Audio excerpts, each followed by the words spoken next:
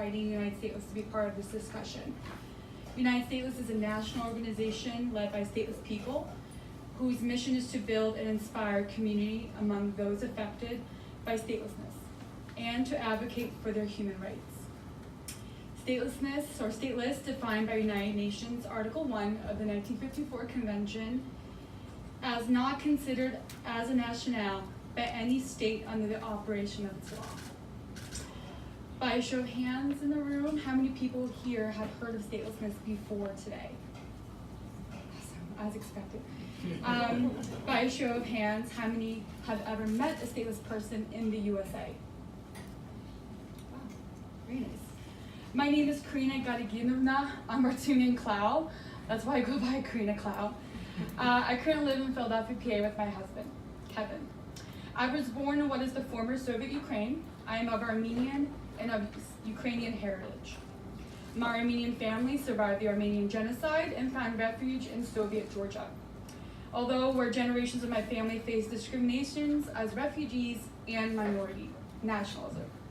My grandfather, Nikolai Boyko, after surviving the Holocaust and Stalin's camps, became a leader among his community as a Baptist pastor in Odessa, Ukraine, Soviet Ukraine. As punishment, the KGB exiled him over 20 years in Siberia, while constantly intimidating and raiding his family's home he left behind. The Soviet Union, to put it lightly, was not a kind place to my parents. Their mixed marriage proved an obstacle for job security, housing, and the safety of their children. In 1991, out of desperation, my parents smuggled my sister and I out of the Soviet Union. I was 3 years old. After we, 2 countries with 2 different political asylum cases, 8 different zip codes, 4 immigration lawyers, countless hearings and testimonies, our asylum case was eventually declined in Pennsylvania's 3rd Circuit. My family and I were put on removal proceedings to self-deport. I discovered that I am stateless when the Ukrainian embassy did not recognize me as its citizen. I was 13 years old. Later, I discovered, unbeknownst to my lawyer at the time, that as a stateless person on removal proceedings, my marriage to an American citizen does not provide me a path to citizenship without re-entry, which would then trigger a 10-year ban from entering the US. To this day, I am still under removal proceedings. I am stateless in the United States, and I am 30 years old. It's really hard to talk about that.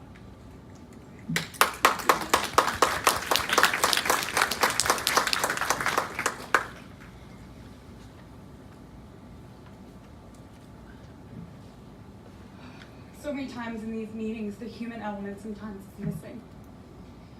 These are people with lives.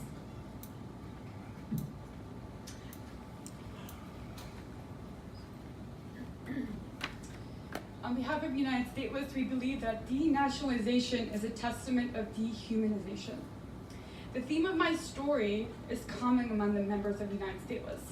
Our birthplaces deny us recognition. The United States does not offer a clear path to citizenship. As a result, some of us have spent up to 30 years in stateless limbo. Some of us are in our 70s and have not seen our children. We know that there are stateless people today in detention centers awaiting indefinite deportation. Collectively, we span Africa, Asia, Middle East, and Europe. We did not choose to become stateless. We became stateless through either religious and ethnic minority, wars and collapse of nations, and or gender discrimination. We became stateless by law, de jure, or circumstance, de facto. Statelessness is not an immigration issue. This is a human rights issue. Citizenship, we believe strongly, is a human right, and every second we remain stateless, it is a violation of our own human right. Hannah Arendt once wrote that in a world dominated by nation states, a person's nationality is a practical source of individual and collective rights and freedoms. There was a period of my life where the only self-identifying information I had was my Soviet birth certificate, laminated, a copy of its English translation, and my high school ID. This even after I became married to a US citizen. Not to be able to self-identify limits mobility, education, employment. Entering this building today would have been impossible if I didn't have an ID. claiming mail, housing, bank accounts, access to healthcare, and any other circumstance an ID is required. Not being a citizen of any country means no protection, limited upward mobility, and a lost sense of belonging. With expired passports, no longer valid or revoked birth certificates and/or passports, there is no embassy, consulate, or government entity to reach out to. Some of us are under ICE supervision. ICE supervision entails check-ins. In some circumstances, like my parents, the ISAT program, or intense monitoring and supervision program. As many of you may know, the program entails wearing a GPS ankle monitors, monitored phones, and a curfew. Some of us in the United States have been under this program for over 5 years. And this is purely based on what fits the profile to be under a program like this. Being of white privilege, I didn't have an opportunity to be under this program, but some of our members of the Middle Eastern descent had to go through this over and over again. Although while under ICE supervision, members of the United States have been granted a work authorization card, which is an ID and allows for legal employment. Funny thing is, this card is to be renewed every year with a $500 fee along with biometrics. Stateless people in the U.S. are qualified to submit tax returns, but unable to obtain a clear path to citizenship. Statelessness is an experience of loneliness, depression, humiliation, and invisibility. It was only last year in December that we all actually met each other for the first time. Many communities don't talk about immigration issues. From the Soviet Union community, we don't talk about papers. It's actually something that you're shamed about. It's hard to come out within your own community that you have immigration issues. This is why we gathered as United Stateless. We're 7 members. We want to organize to advocate for our own human rights.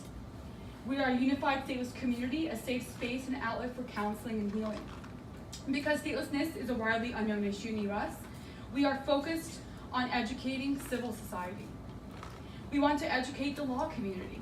It is impossible to receive legal advice about your stateless case when legal counsel is unaware of what statelessness is in the first place. Personally, it took me 6 different lawyers in my adulthood to finally find a lawyer that would understand. David Benyon is sitting in the audience in the back, and I'm always in gratitude. Currently, we're exploring detention centers with possible stateless detainees, and we're also exploring municipal IDs.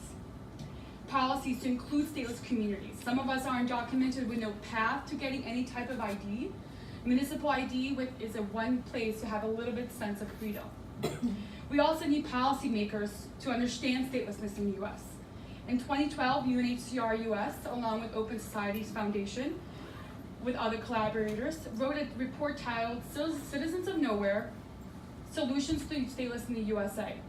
This is a clear roadmap to how to fix stateless problems. It is 2018. The report defines and describes causes of statelessness in the US. Most importantly, it lists solutions within the judicial, legislative, and executive branches, along with detailed suggestions and responsibilities from the federal, state, and local governments have to reinstate the human right to citizenship for its own community members. This is our roadmap to solve current stateless issues and to prevent statelessness in the future.